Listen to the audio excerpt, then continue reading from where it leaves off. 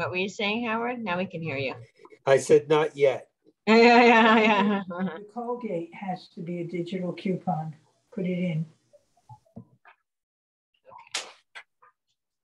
Let's see who we can hear. It didn't even sound like a familiar voice. Right? Did it?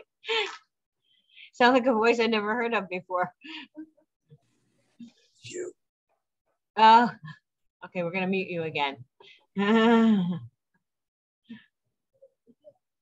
Howard's the culprit. Okay, so let me get back here. I muted you, Howard. You're good. All right. Let me know if you can't see the screen because I can't see you guys, which I hate.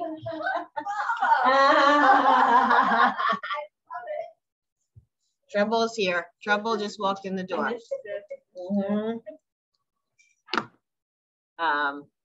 Let me see if I can just get a few of you up on the side. Makes me feel a little better. I can see people. Recording.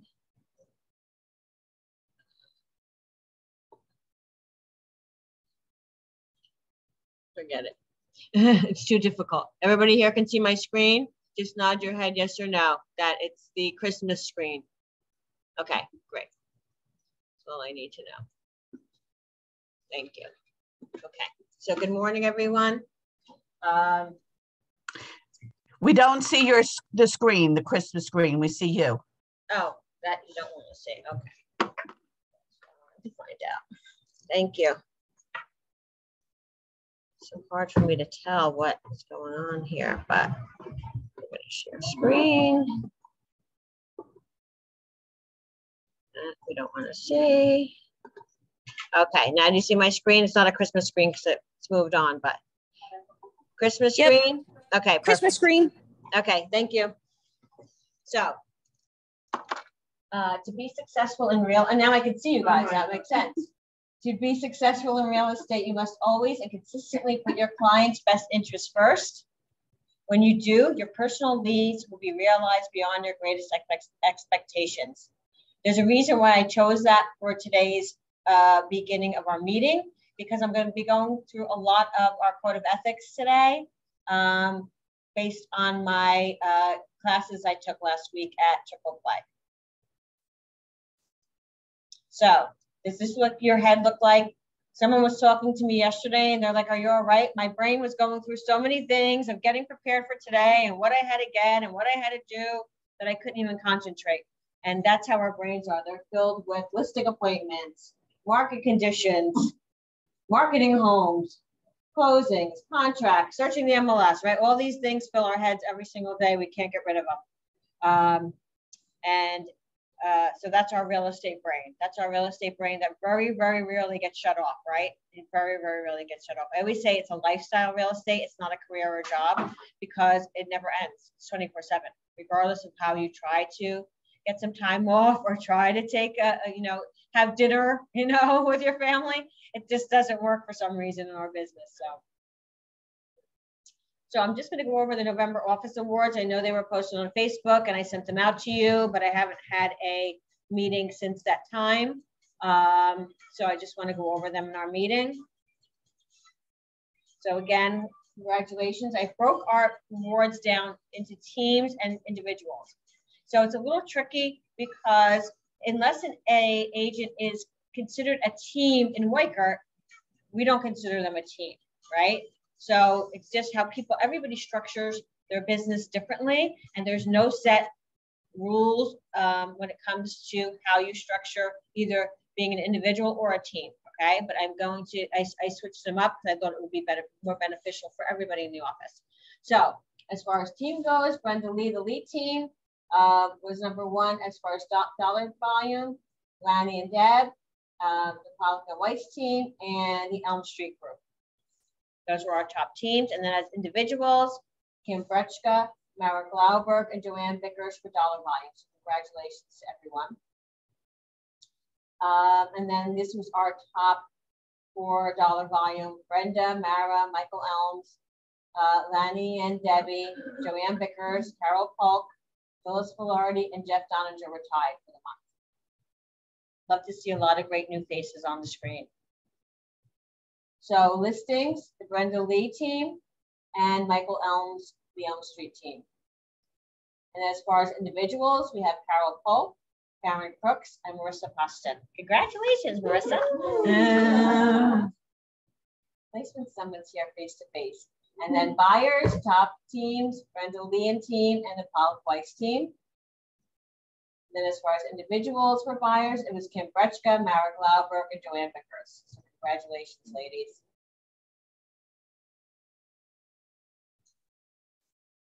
Okay. Wyckoff Network dollar volume and combined units. Tabitha Williams, number 1, and the Pollock and Weiss team, number 2. Pollock Weiss team had a great month last month. And then these were the company awards. So this was out of 120 Weichert offices, the top agents in the company. So as far as individual, again, Brenda is as an individual in Weichert land. So that's how they count her. So she was number 2. She was tied for number 2 in sales out of 120 offices. So that's really, really impressive. And then as far as teams go, the Pollock Weiss team, we're number 1 in dollar volume in the company for Weichert.com. So congratulations, ladies. That's really, really impressive. And then congratulations to our following agents who accelerated this month to 90%. Actually, it was for November and December. So we have Eric Troutman, Christina McCarthy, and Lori Kaplan have all accelerated in the last 2 months. And that's achievement that we all want to get to, right? That's what everybody wants to do as early as possible, and once they reset and hit their anniversary. So, and then again, we're growing our office, and I want to thank the following agents for helping me grow, because these are agents who have either made appointments directly with agents. Deb Reagan has made appointments with agents to come in, or have passed me on cards or names of people that they've spoken to, that they've worked with, that they enjoy working with, that they think would be a good addition to our team. So thank you, Eric Troutman, Deb Reagan, and Peter Lee. What I'm going to do moving forward is I'm going to do a lottery at the end of each month. And I'm going to pick an agent who has supported us in growing, and we're going to do marketing dollars for them for the month. I think that's really important to support them as well. So I'm going to start the end of January, but these agents will be put into that January. So you get a ticket for every agent or every person that you've recommended to us. So a great way to just build up that marketing dollars for whatever it is that you want. Postcards, there's all signs, anything that you need to grow your business. And then our We Do It All guaranteed registrations from 12/2, because our last meeting was 12/1.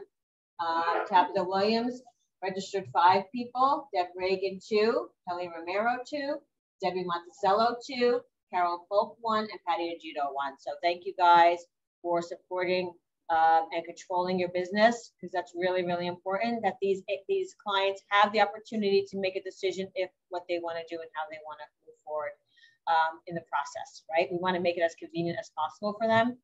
And so that's the way that we do it. This way they have the information to make the best decision for themselves. So first rule of triple play, don't talk about triple play.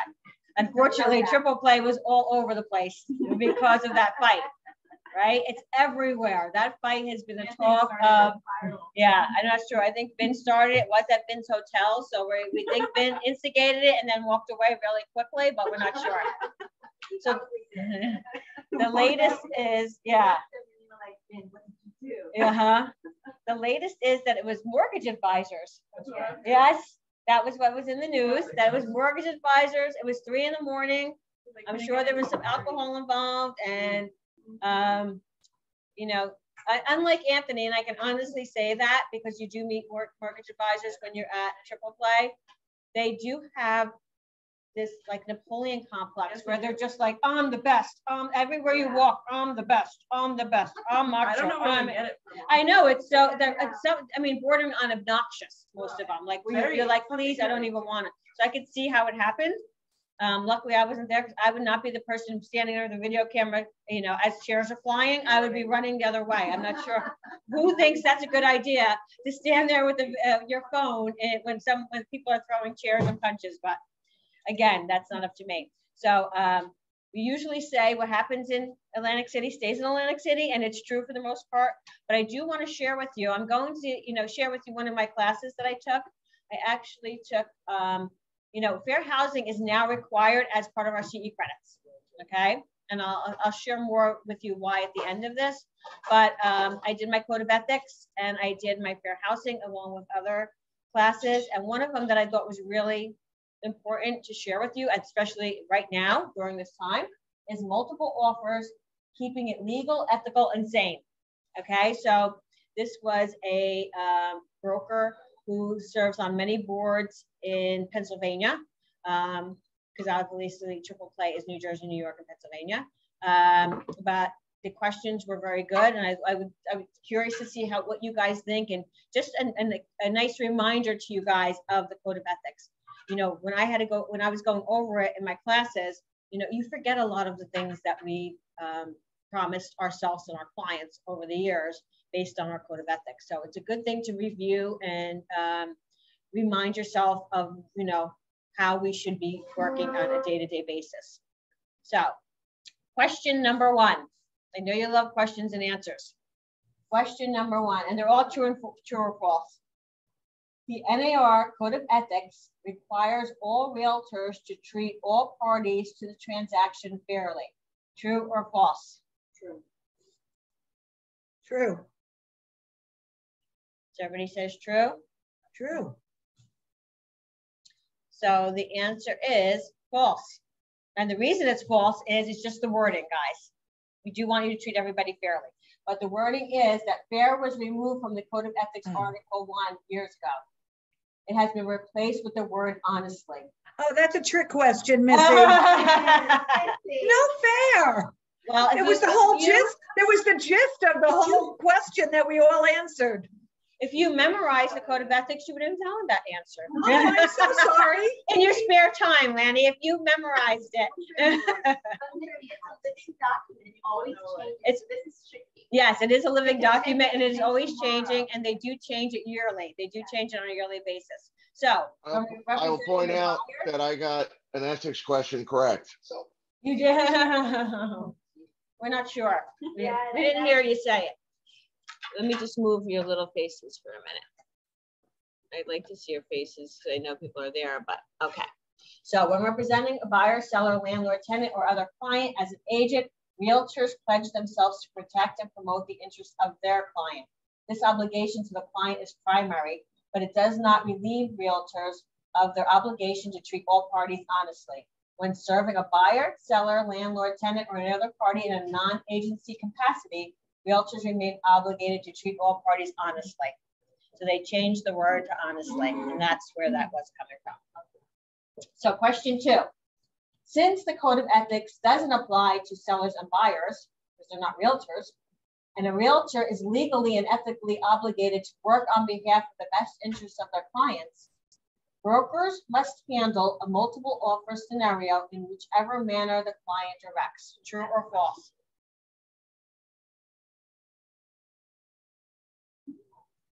Everybody's reading it now because now they feel like, oh, I'm going to be tricked. Nobody's answering until they read it over themselves. false. Okay, we got a few falses here. False. True. True. Final answer.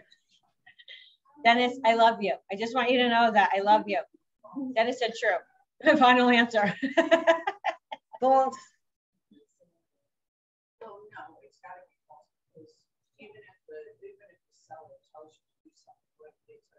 Something unethical. Yeah. Exactly. False. You have to go by license law, right? So you are supposed to be, you know, the seller does dictate how things are going to run based on your information that you're providing them, but we do also have to follow the law, right? So we still have to follow license law regardless. Question 3, to avoid confusing a client, Brokers and agents should avoid any conversations about multiple offers until the situation arises. True. False. True. True. This situation is gonna arise. That's what I'm using that. You have to have a True. conversation even before you meet with the buyer or the seller. No, false. I changed it, false. False. So that falls under the standards of practice 115, which I actually will share with you. The standards of practice 115 in the question number 5. Okay, so it is false. So remember that.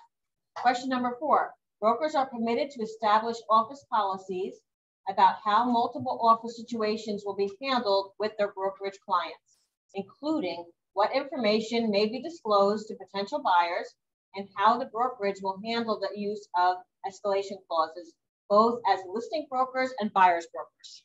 What? False. False. Yes, I think the brokerage can establish the policy.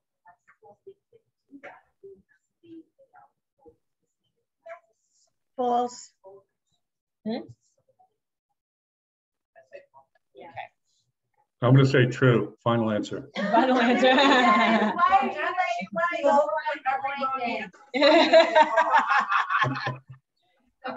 Dennis specifically goes, whatever everybody else says, he says the other opposite. He figures one time he'll get it. Answer 4 is false. Damn. Yeah, is there like a slice one, like a spoon? That's what there is a hand, but that's it. That's it, okay. A listing agent must disclose the existence of any other offers on the property to any buyer or buyer's agent who asks if there are other offers on the property. True or false? False. False. The opposite of what Dennis said. It's false because False. I I think said false. it's not up to the listing agent, it's up to the seller. Yeah. That's right. That's right, And Lenny. it goes into a standard practice and how you have to cooperate with other agents. So it's false. The seller decides. Dennis, very Seller good. says, I don't want anyone to know that we have other offers because it doesn't help me. Then nobody knows that there's other offers. The seller decides. But you know, Okay? but the Because they don't have a contract in place. So legally, why do they have to? There's not a signed contract. So why legally would they have to disclose that? So this is the standard of practice 115. Realtors, in response to inquiries from buyers or cooperating brokers, shall, with the seller's approval, disclose the existence of offers on the property.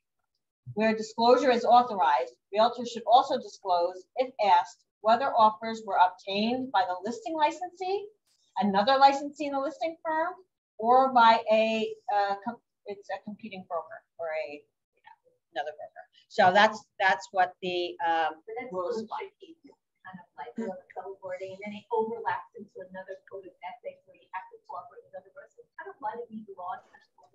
They're very vague, and sometimes it can be interpreted in different ways by different people, right? Is this why we have problems with other agents? Yeah, yes, this is why. Well, because they don't know what these are, right? That's why we're making sure we're on top of it. Question 6, the price that a buyer is willing to pay for a property is confidential financial information under the law. So even in response to a direct request by a buyer's broker, a listing broker may not disclose the prices offered by other brokers. True or false? By other buyers. True. True. True. That's true. Yes. And I get that all the Yes. time. It's like, if you knew how much the other ones would be offering, and it would be, Yes. it would Yes. be a make, it would be a hot mess. That's why you can't know, unless And you're gonna know, and But I should say there is instances where a seller will say to their listing agent, if they let's say they get 10 offers in and they decide to look at 3 of them, 3 top ones, they could go back to those 3 and say, my highest is 550 if you give me 560. So they can say that, you know, but they don't know who the buyers are or any of the buyers' information, so they're not giving away someone's personal information. That's what the difference is. Question 7. The listing broker must present offers to the seller by the end of the next business day after receipt. True or false? Has to be within 20. True. Oh, that's a trick question. I love her. I love her. Well, it's not saying whether it's a written offer or a verbal offer. You don't have to be more specific. It has to be within 24 Within the hours. letter of the law, then they have to be done. Like, well, I did it within. Is it written or So. I would say that written. We're going to assume that it's written because we don't. I think it's 24 hours. Yeah. We I don't. would say that's true. If it's written, I thought it was 48 hours, but maybe it's 24. Is it question one? That's even that. Then it's 24. I'm gonna say true. I know I I'm can't. gonna say keep true. aside. I would say false because the next business day, it could be later on. Our business day is 24/7. Yeah. Right. So I would All right, I'm gonna say false. So actually, this is something I agree with most of you when we were saying 24 hours. I was always under the impression, I guess, so to say, that every offer in writing had to be submitted within 24 hours to the seller. But the law doesn't say that. And I don't know if it's changed in my time since I went to class, but it says timely. So there's not a time frame on it. So standard of practice 1.6, realtors shall submit offers and counter offers objectively and as quickly as possible. So there's no time frame anymore on that, which I was really shocked. For me, because I just took an ethics class and it answered was 24 hours. That's what I always knew it to be, Catherine, Yeah. always. And I always told the know that word that you word within. That is the Yes, key word. yes. Within. So you could do it as soon as possible, or you could do it within those 24 hours. Well, as timely as possible. No, like in a timely fashion. Yeah. Like, for me, my dad. Yeah, right, right. You know what makes me crazy? I wish that we like tell it like it would be very blunt in the law. Black and white. Everything should be black and white and not gray. How would they monitor that you presented it That we're not understanding because it's the National Association's rules versus the state. The state. Yes, yes, that could be. Yes, yes, yes. That's a good idea. Yes. So what Virginia said was it's part of the problem that it's the National Association rules, not the state rules, not our local board. It's the national one. Yeah, because we go by what? The state. Yeah. So question 8, the listing broker must present all offers to the seller in the order of what they were received. True or false? False. False. When you have 12, you gotta. False. You present all offers at once. All offers should be presented at the same time, regardless of what order they're in. That's so funny. Or as you receive them if you. But then that's tricky because if you have like,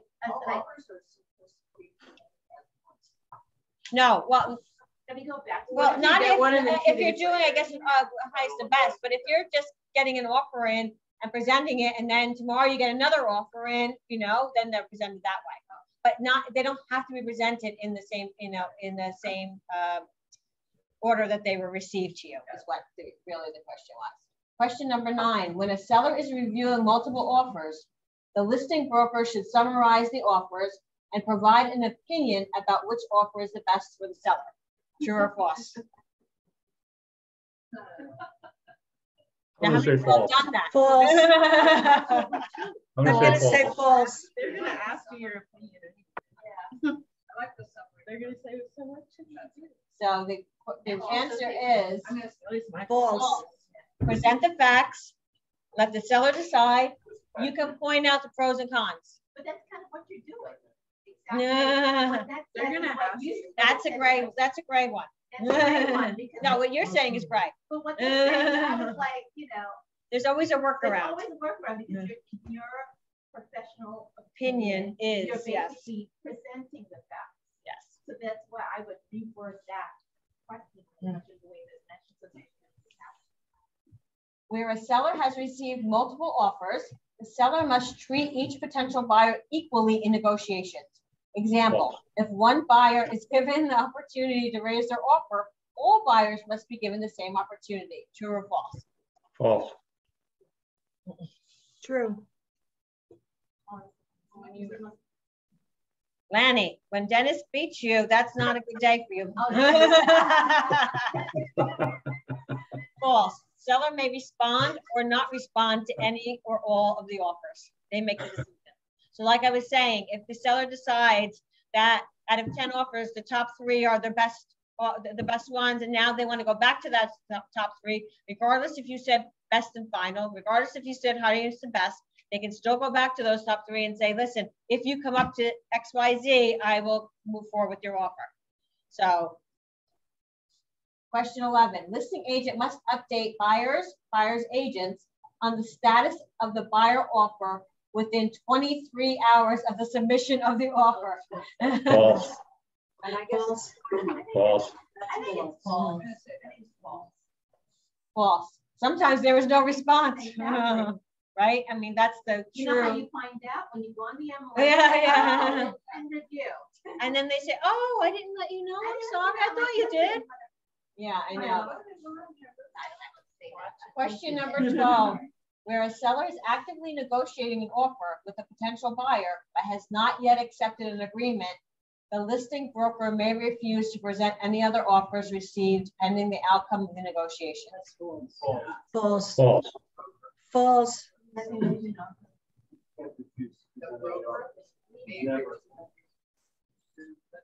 It's false. False. Any and all False. offers must be Must be presented presented. until closing. Even if they're under contract, they then submit it to the attorney. So when acting as a listing broker, realtor shall continue to submit to the seller landlord all offers and counteroffers until closing or execution of a lease, unless the seller landlord has waived his obligation. It doesn't make sense because anything. And that's- Everything could fall through, and there's so many fall throughs, it could always. Yep. So I think we ought to all print these out because when we have trouble with other agencies. you can just send them. You can just send them. Yep, Send them exactly. this. And this is standard of practice 1.7 or 1-7. And this is the last question. I promise you. Your brains can then relax. We had to get your brains going this morning so then you feel like you've accomplished something later on when you're enjoying yourself. When a seller has accepted an offer and signed an agreement of sale or a contract, the listing broker may make the unilateral decision to not present any offers. True or False. False. That's an easy one. false? Present any and all. If under contract, then advise them to send directly to the attorney. So there's All right, do we get credit for this? Huh? Do we get credit for this? Dennis. Yeah. Do we get marketing dollars missing? No, CE points? Dennis wanted to know if you got CE credits for completing that. We don't have CE. I wish I could provide that to you. That would be awesome. Everyone So- was present, you know. I don't know if this is exactly the standard of practice I was looking for, but I saw the standard of practice as I was going through them again last night, just to make sure I had everything correct. And there was one that I wanted to remind you of that they brought up last week. So, and this happens a lot here, because we have 9 MLSs in New Jersey. If you are not a member of an MLS, so let's just say, for instance, Monmouth Ocean, okay? And you have a client who wants to purchase a house there, and you show them homes because it's easier sometimes to show there because there's combo lock boxes and such, right? So you don't need to have an MLS. When you put the contract in, that agent or the listing agent does not have to, or the listing broker does not have to pay you compensation because you're not part of that MLS. What? Now, I never knew that. They don't have to cooperate with you. Now, I didn't know that. I'm sure they probably don't know that. But I guess what I'm saying to you is, prior to you writing up that contract, ask them to send you a copy of the MLS sheet so that you can see exact compensation and you put it on the contract. And once it's on the contract, everybody signs it, then it becomes. But so they don't have to pay you. They don't have to cooperate with you if you're not part of that MLS. I thought that was very interesting, and I wasn't aware of that. So I wanted to share that. Yeah. Strange. Yeah, I mean, most agents do. I've not ever have a problem with it where they don't, but I guess if someone was in my class and realizes that and maybe works in one of those areas and says, the heck with that, You know, I have to go pick up the radon. I have to go meet this or that or the appraiser for them because they're so far away, you know, they may adjust their compensation for that. So just be aware of that. That's what you just signed up for. And then the last one I took, which was very, very interesting, fair housing. So did anybody ever research or read about the Long Island Divided? It was about 2 years ago, and it was a sting sort of operation on real estate companies, brokerages in Long Island, because they felt that there was a lot of people being treated unfairly based on diversity. So what they did was they actually put together this operation where they chose, I think it was 3 or 4 brokerages randomly. And those brokerages, what they did was they would send a client in, right?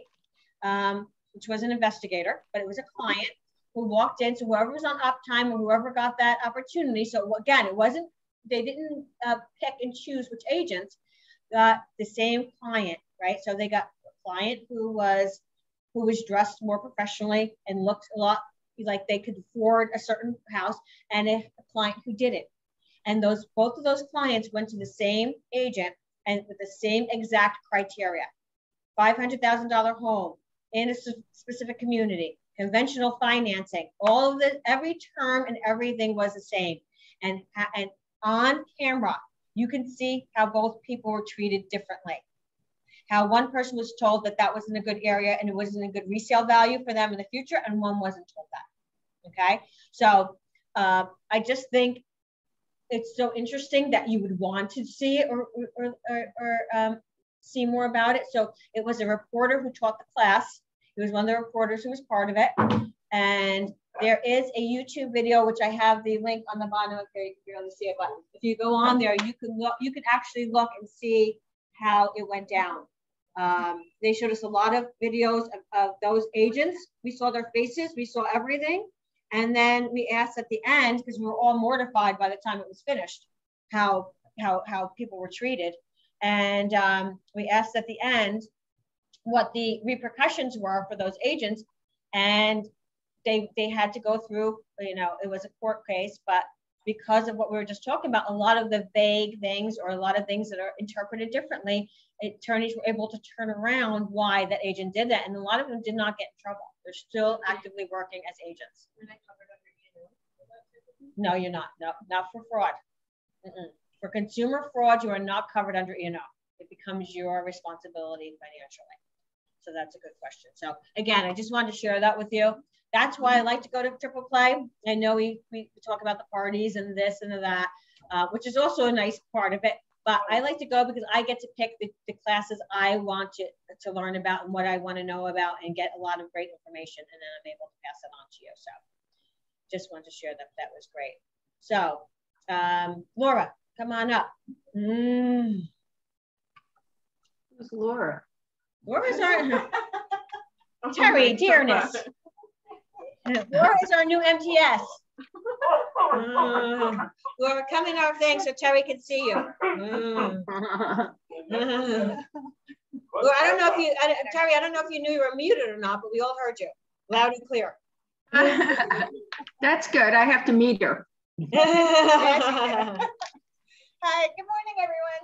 So I sent out a few emails. Tomorrow will be our December MTS workshop, where we'll be going over a few things like filtering your CRM, any quick tests that you can do within each contact.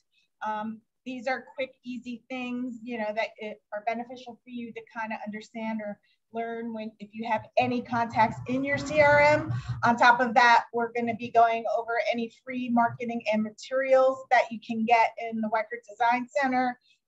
So, you know, please, if you haven't had a chance, go on and register for either the morning, which is 9 a.m. or the 12 o'clock. And afterwards, you know, we're going to do breakout sessions. So if you have any individual questions, you know, smaller groups, you can get them answered then, okay? How long does it's usually an hour tops. We try to keep it under that though. we don't want to blow anybody's mind with too much information. So, yeah. So that will be tomorrow again at 9 and at 12 o'clock. We're going to have those sessions, okay? All right, anyone else have any questions? Okay. So just some office news. Today's our holiday luncheon that we're looking forward to at Bruno's at 1 o'clock. Remember to pay your NCGR membership dues. They are due now. It doesn't matter if you're on a team. It doesn't matter. There's all these things that come up from you guys. It's if you are a licensed real estate agent and you want to work in an office, you have to pay your NCJR dues. It has nothing to do with Weichert. It's about being a realtor, right? That's how you pay into your realtor dues. It's $500, which includes the $500 includes a $25 to RPAC. And if you then decide in September you need extra unit, then you could pay $75 more to make it 100. Okay, so that's something that I don't know a lot of people know. But after December 31st, so starting January 1st, it's a $75 late fee. Okay, so make sure that you pay your dues. If you need your invoice number to sign in, let me know. I do have a list of everybody's invoice numbers. But please don't make me be a bill collector and chase people to the end of January. It drives me crazy because they threatened to shut our office down. All you have to do is like search your inbox, right? Yeah, search your inbox, yes. And then your invoice number is right there. Yes, And yes. if you don't pay it, they kick you off the MLS. Yes, and if you don't pay, they kick you off the MLS, right? Because it's all by the end of the month. I know, that's what I'm saying. That's why I have to fight and yes, plead and fight for people to pay. Yes, it's not a fun thing to be a bill collector. And I actually one year went through and I put stuff in everybody's mailbox that didn't pay, and I got yelled at by some agents. They were very rude to me and very nasty. You know, like why are you telling me? Virginia, You gotta pay your, my agents would never be rude and obnoxious to you or anybody. It happens. Welcome to my world. They don't get who they're talking. No, they don't. They don't care. Next week's office meeting will be Tuesday morning because on Wednesday next week is our company or our joint managers meeting. They did it on Wednesday. And Laura will be there with me as well. They've invited the processors and the MTSs. Silvana will not be with me because she will be out next week. So Silvana will be out next week and I will be out the week after. We try to coordinate with each other all the time. So you have one of us here. So we're going to do it on Tuesday because I don't want to miss a week because the week after we won't be having one until January. So I don't want to miss too many weeks without a meeting because I really feel it helps keeping everybody engaged. John says it's okay. John gave me permission to skip a month. And yeah, so that's it. Those are some of the reminders I wanted to just remember to tell you. Our toy drive was very successful. We collected 58 toys this year that we donated to our annual toy drive, which we put in the front hallway of our corporate headquarters, and they're donating it, okay? So thank you guys again. Why do I feel like my screen just dimmed? Give me a second, or I'm gonna lose everybody, and that will not be fun.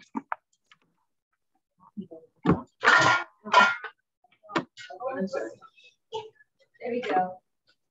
I did your. I did it. I did it. Oh no. I did it. Oh. I just made it. That was scary. Also, don't forget to grab a tag for the Giving Tree. We are collecting for a family. We spoke about it. So there's little angels on the tree. I'm actually gonna bring them to the holiday party today if anyone wants to grab one. If you're not someone who likes to shop or doesn't really care what we get and you want to donate a gift card or some money, we'd be happy to shop for you. So whatever makes you happy. When do we have get like by the end, by next week, by early next week? By early next week. So let's say Monday. Yeah. Let's say Monday, just so that we don't cut it too close to the end of the week. So we are doing a accountability session, a great start to 2022. And so these are some of the prizes you can win. And this is the activities you have to do. I've sent out the form every week to you guys. So they have to be in each week by Sunday. Returning in 2022, the ultimate open house experience. Okay, we know open houses are a huge part of our business. So backed by popular demand in 2022, commit to creating an open house experience that is unique from your competition and far surpasses the expectations of your customer.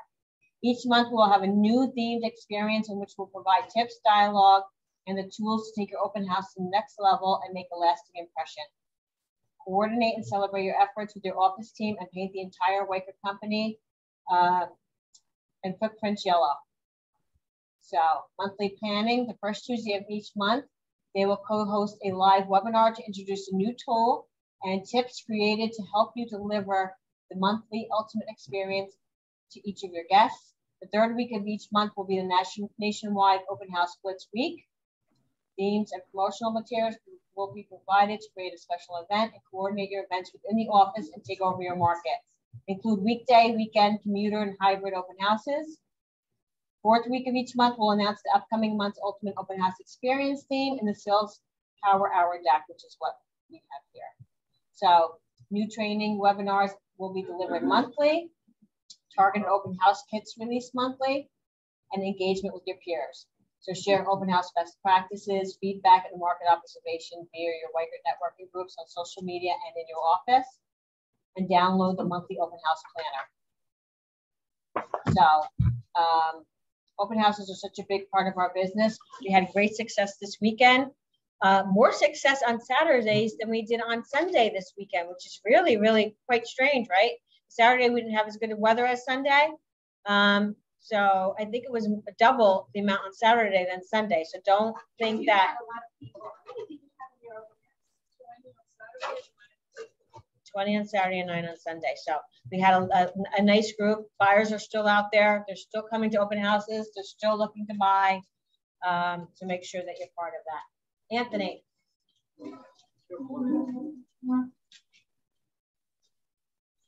Oops, you went the wrong way. Yeah. I only thought it went one way. Good morning, everybody. Today the Fed's meeting at 1 o'clock today, so it could be a busy day for us. Inflation data was released last week. Consumer inflation is the highest it's been in decades. There's still debate on whether, there's still debate to whether the inflation is temporary. Overall, the markets did not react significantly to the data as it was expected. In the mortgage rate world, things were kind of stable and flat last week, even though it's been very volatile day to day. News regarding the new COVID variant is holding rates down, while inflation and stronger growth are providing upward pressure. The result has been equilibrium of sorts. What's happening this week? The data heats up this week with the wholesale inflation, retail sales, housing starts, and industrial production. However, the most important factor could be the Fed meeting today, as many are expecting an increase of pace of tapering of Fed purchases and bonds and mortgages. Many are expecting the Fed to raise rates next year, but the new COVID variant could be an X factor. So it'll be an unknown, going into last year with COVID, and obviously now, the new variant going on. Everything that they're planning on could be a complete, stopper based on kind of what happens with Omicron and stuff like that. So, we'll keep you guys updated as it goes into weeks and weeks and months and months. We talked about these programs. First-time homebuyers are eligible on conventional loans for 3% down. So a lot of times people always say, oh, FHA is the only low down payment option. Fannie Mae offers a home ready program for first-time homebuyers, and Freddie Mac calls it Home Possible. Be able to do 3% down. These programs are specific. They have an income cap to them. That's $79,000 in most of our markets here, just to come around. And with that being said, they have a low mortgage insurance, and the rates are typically lower than the traditional conventional financing. So it's kind of a betterment to the program, but does have an income restriction. Anthony, this is a beautiful market right there. Yeah, sure. I mean, that is beautiful. Missy's going to send out. Well, I'm going to send you the slides so you'll have it. I have even flyers, like full-blown flyers. Laura, Laura, can you make the slide of Brandon Anthony piece?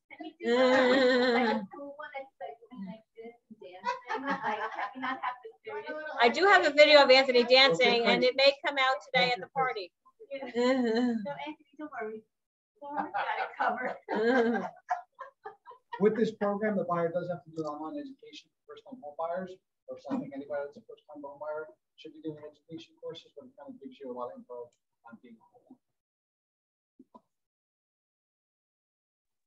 Anthony, that's a conventional loan?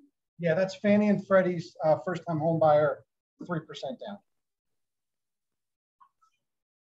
It's called Home Ready and Home Possible. We've been using it for years.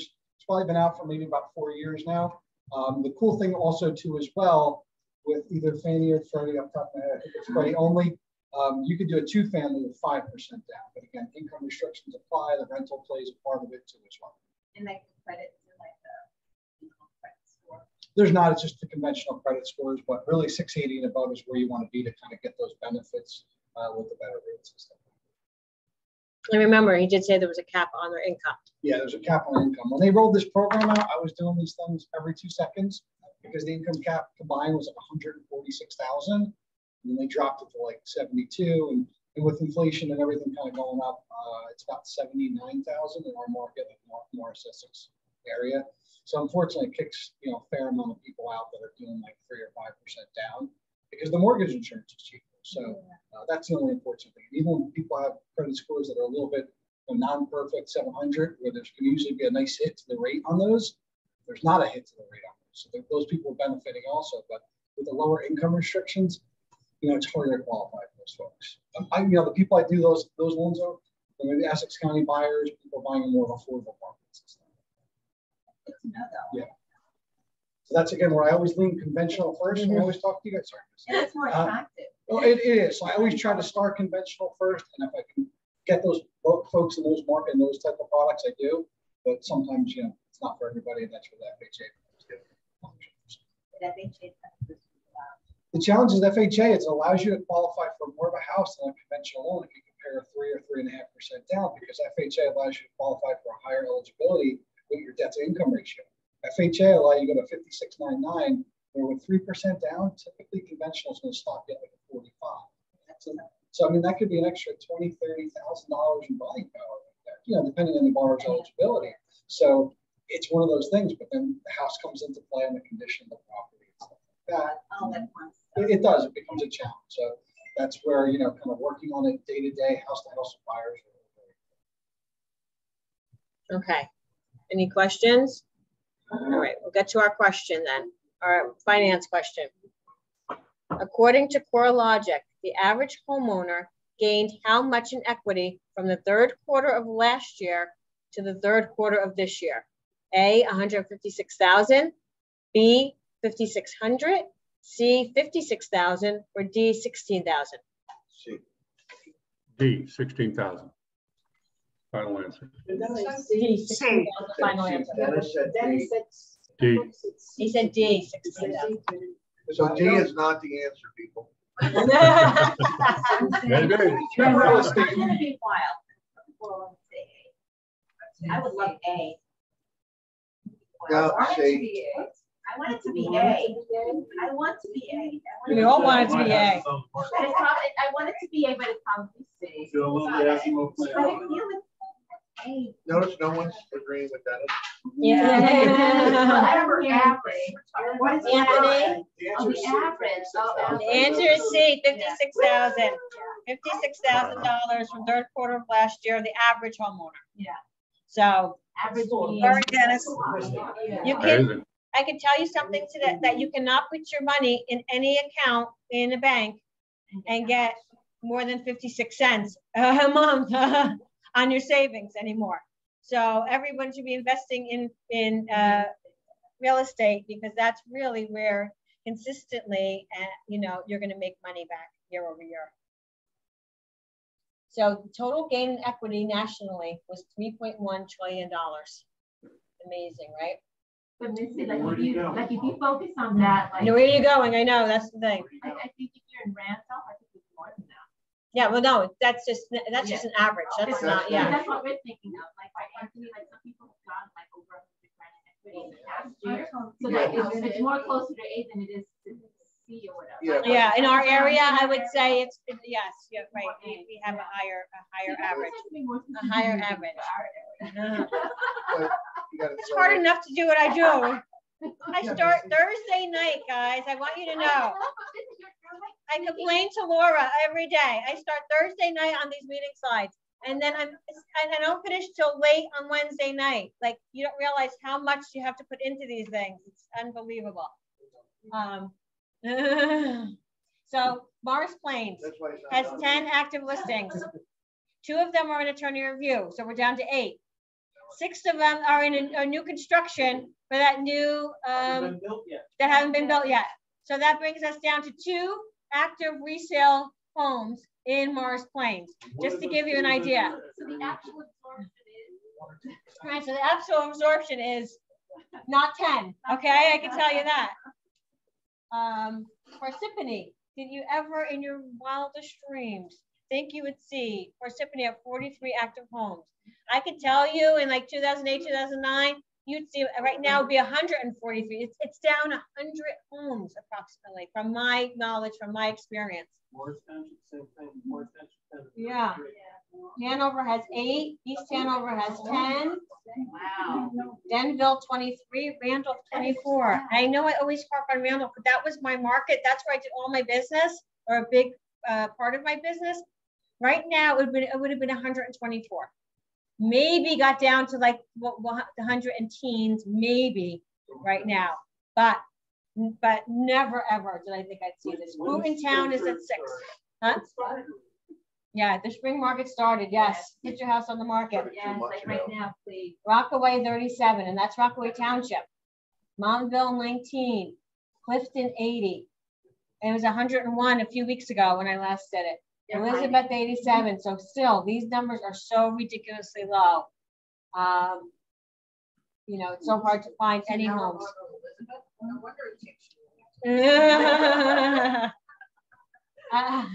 I spread it out. I don't know. So we have an exclusive on the market, 194 Shepherd Avenue, East Orange. Carlos Tam just put it on yesterday, I believe.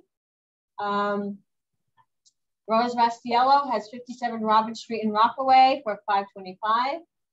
And Deb and Lanny put on 17 Tap Lane in Morristown for $515. So those are our new listings for the week. Anyone have any other new listings? Anything coming soon? Oh, Carol Pope, come closer, Carol, come closer. Why are you standing up? So I don't have to repeat everything you say. Okay, I have a new listing. Actually, we're putting it on both ways. We're putting it on as multifamily and also as commercial. It's 553 Route 10 in Whippany. I sold it to them in 1991. So. And she was 10 years old. Yeah, it was very good for them. It's a storefront on the highway. And then next to it, they have an apartment that's up and down. And then they have a huge garage, 23 by 35 in the back that has heat, hot water, you know, electric, big, so you can put 2 vehicles or 4 vehicles in there and parking for about 6 cars. So right now a builder has it, and it would be perfect for another builder or someone who needs that space in the back. What and we type put of, in. sorry, what type of power is the garage? I don't know. I don't know. How much is it going? 600. Okay. 600. And yeah, and the rental is 13, and the girl's going to stay. I had already rented to her, so she's going to stay. Anyway, that's so 600,000, and the rental's getting 1,300, and the girl's staying. The rental? Yeah. No, I rented to her. I think it's 1,330 that she's paying. But for where it is on the highway like that, I think it's a good price. Is it on the east side or the west side? East side or westbound, Carol? It's on the eastbound. Eastbound. Eastbound and down. Eastbound. Eric, I saw a new listing come up for a $1.1 million property today. Yeah, in Denville, 4-bedroom, 2.2 baths, needs a little work, by appointment only. It's my mom's house. Oh, okay. Okay. So what was the address? 8 Rose Court. 8 Rose Court. Eric has a new listing there for 1.1 in Denville. Anybody else have a new listing? Talk fast. plugged in. That's why none of these chicken plugs work. It's not running low anymore.